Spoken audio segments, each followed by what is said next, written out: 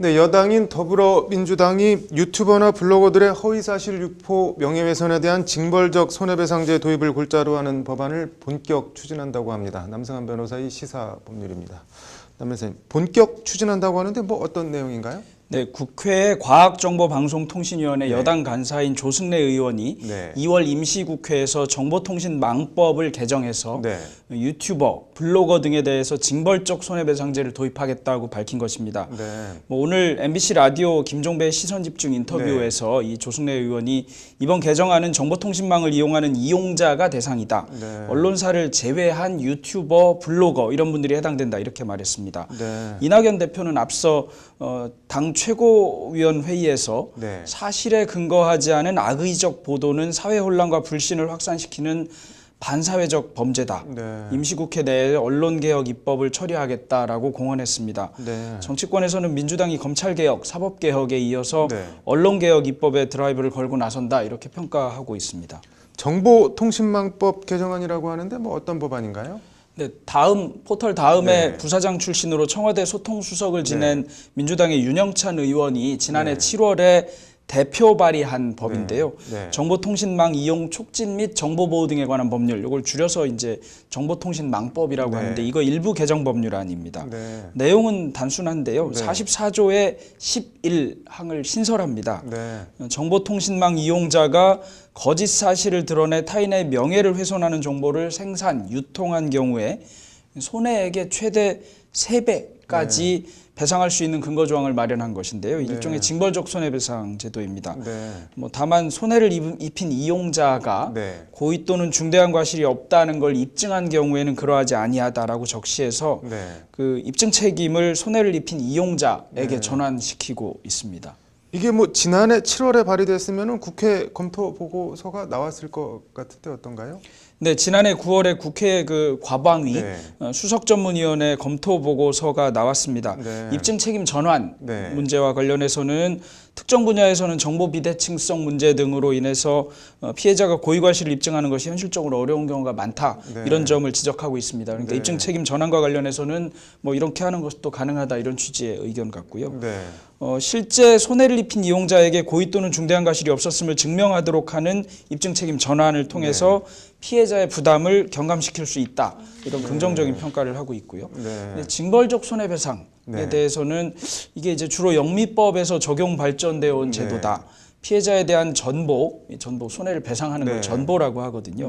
민사 절차를 통해서 그리고 가해자에 대한 제재는 형사 절차를 통해서 구제하거나 제재한다. 이게 우리나라 법체제인데 이런 법체계와 조금 조화되기 어려운 점이 있다. 이런 지적이 있습니다.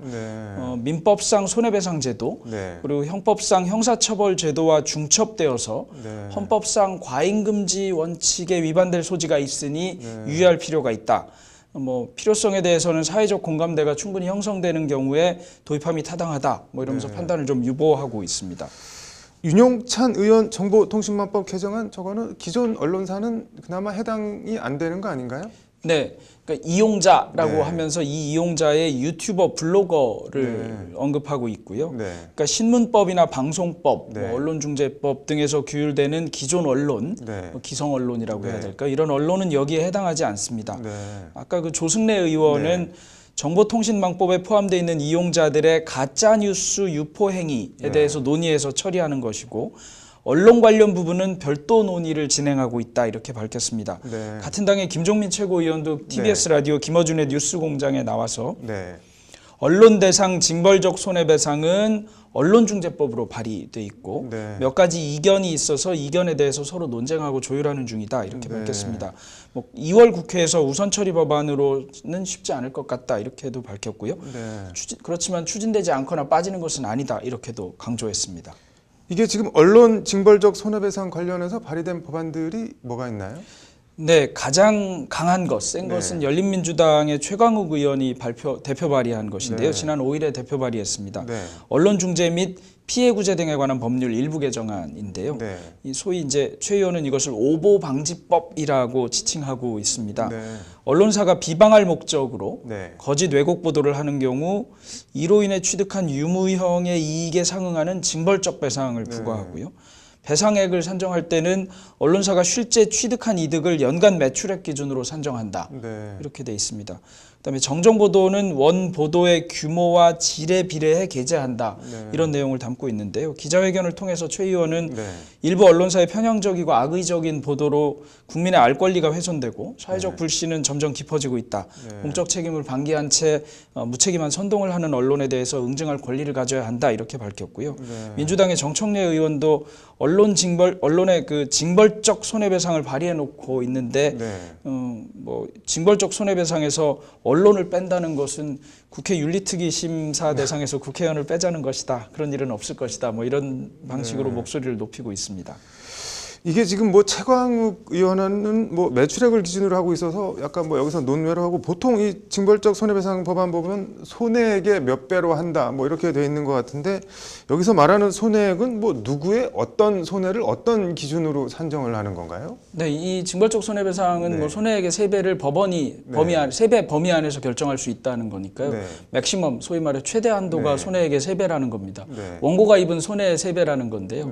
원고는 그 소위 말하는 이용자, 피고가 될 사람들이죠. 이용자들의 뭐 잘못된 보도 등으로 인해서 손해를 입은 당사자일 겁니다. 근데 문제는 3배라고 하기는 했는데 손해를 어떻게 산정하는지에 대해서는 특별히 언급이 없는 것 같습니다. 44조에 아까 11이었나 그런데요. 거기에 그런 언급이 없다 보니까 손해에 대해서는 전통적인 방식으로 여전히 산정해야 하고 전통적인 방식으로 산정한 손해의 3배 범위에서 법원이 결정할 수 있도록 하는 이런 정도이고요. 그러다 보니까 사실은 이런 손해는 산정하는 것 자체가 까다롭습니다. 물적으로 도대체 얼마를 손해를 입었다는 것인지 뭐 손해는 대부분 위자료일 가능성도 많아 보이는데 위자료 말고 물질적 손해는 어떻게 입었는지를 산정하기가 어렵다 보니까 이런 경우 징벌적 손해배상을 두고는 있지 않지만 다른 법들에서는 손해액을 의제해 버리는 경우도 있습니다. 뭐 얼마로 정한다든가 또는 뭐 일정 기간의 매출액 뭐 몇 분의 몇으로 한다든가 뭐 여러 가지 방식을 정해서 뭐 한 3가지 정도를 해놓고 그 중에 많은 걸로 하기도 하고 그 중에 적은 걸로 하기도 하고 또는 뭐 한 2가지를 정하기도 하고 이렇게 할 수 있는데 여기는 손해액 자체에 관한 기준은 아직 없는 것 같고 그냥 곱하기 3배까지만 돼 있는 것 같습니다. 조금 쉽지 않을 것 같습니다. 운영 과정에서는. 어떻게 보면은 선언적인 법안인 것처럼도 보이는데 그런데도 뭐 아무튼 한쪽에서는 뭐 언론 개혁이다, 한쪽에서는 언론 길들이기다, 뭐 또 찬반이 팽팽할 것 같은데 개인적으로는 어떻게 보시나요? 이게 항상 표현의 자유와 같이 언급되는 부분이기는 한데요. 이거를 명예훼손 같은 것으로 처벌하는 것이 옳은 일이냐, 그른 일이냐와 관련해서는 논란의 소지가 있을 수 있다고 봅니다.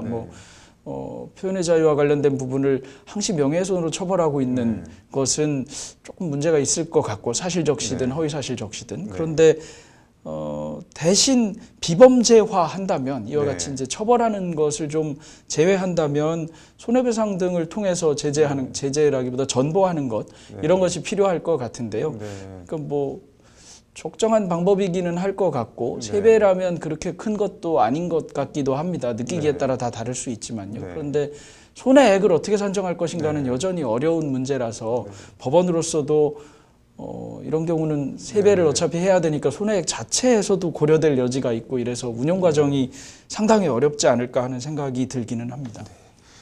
아무튼 뭐 영향력에 합당한 책임을 지게 만드는 것은 필요해 보이네요. 오늘 잘 들었습니다.